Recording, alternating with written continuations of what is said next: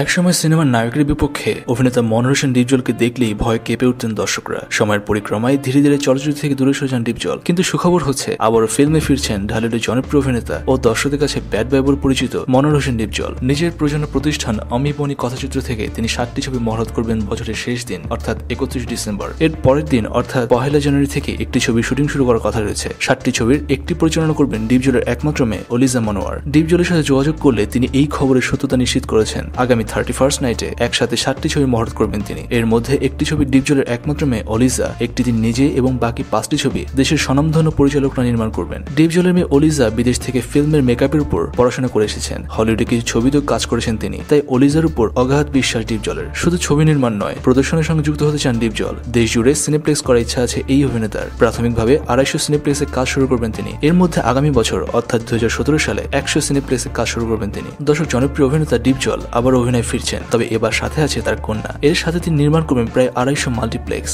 দর্শক, এই সব কিছু নিয়ে আপনি কি ভাবছেন জানান নিচে কমেন্ট সেকশনে। আর মিথ্যা বা জীবিত তারকাদের মেরে ফেলে সস্তা ভিউয়ের জন্য বানানো খবরের জন্য নয়, সৎ, সত্য ও বস্তুনিষ্ঠ খবরের জন্য সাবস্ক্রাইব করুন খবর টিভিকে।